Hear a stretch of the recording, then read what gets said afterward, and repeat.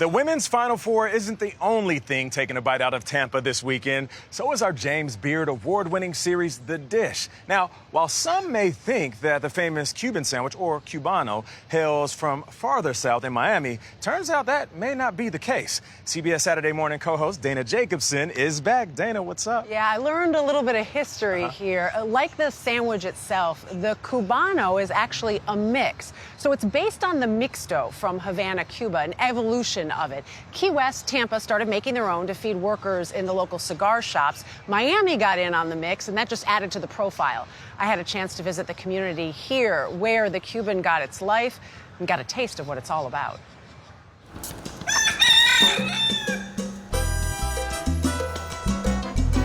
I love that there are roosters and chickens in here, just roaming all the time. They're sort of mascots for Ybor City. Among the roosters and cigar shops in the Tampa enclave of Ybor City, there's a local staple too good to pass up: the Cuban sandwich. What is a Cuban sandwich? Generally, it's Cuban bread with ham, roast pork, Cuban roast pork, and or salami, Swiss cheese. And then, of course, it's always got pickles and mustard. And then the rest is really up to you. Andy Hughes is a historian and co-author of The Cuban Sandwich, A History in Layers.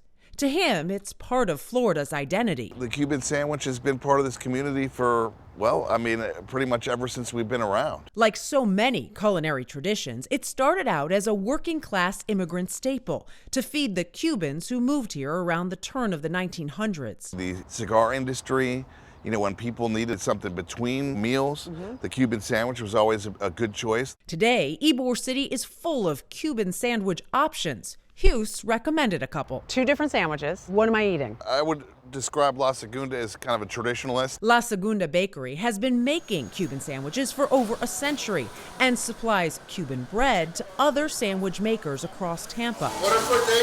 One chef using that bread is Andrew Tambuzzo. His farm-to-table sandwich is a highlight of his butcher shop, the Boozy Pig. He makes his own salami, he makes his own ham and the pork, and it's a much more Italian take. And as I found out the hard way, there is a proper way to eat a Cuban. The architecture of the sandwich is important. So not only how the layers are layered, but how it's cut. So it's cut at a bias here. Yeah. And that just makes it easy and fun to eat. It's just like pizza. So I ate it wrong. I ate it at the wrong end. While there's no debating how to eat the sandwich, there is some controversy over its origins. Does Miami or Tampa, does somebody have claim to we're the first ones that did it? Yes, they all do. We all do. So we took the question to an Ybor City institution, the Columbia Restaurant. I will admit, I always thought it was Miami. The Cubans came here first. Andrea Gonsmart-Williams' family has been serving Cuban sandwiches in Tampa for 120 years. There were no Cubans in Miami when we were serving Cuban sandwiches back then. Our bread's better in Ybor City, too.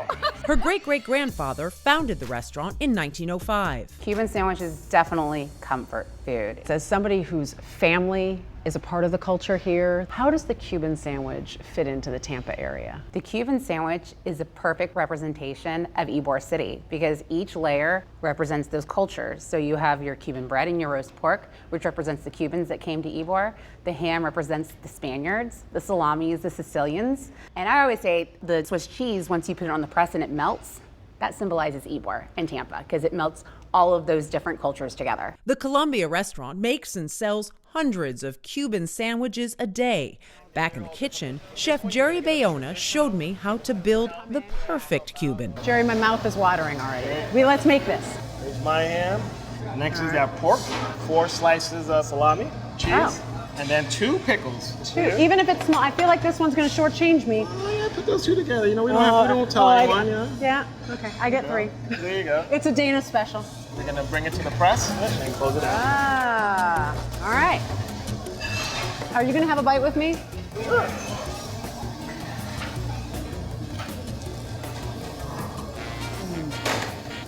It's like every bite is the perfect bite. With layers of history and culture building the quintessential Florida dish.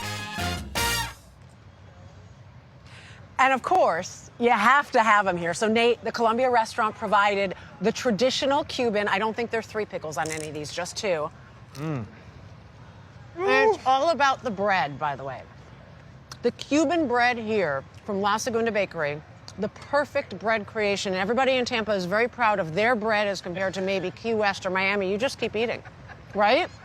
This is Talk in fantastic. your mouthful. It is. Can you toss it back to New York? Yeah, because these are so good, you don't want to put I them think down. we're going to commercial break. You got it. I'm going to enjoy this. Yeah, you go enjoy it.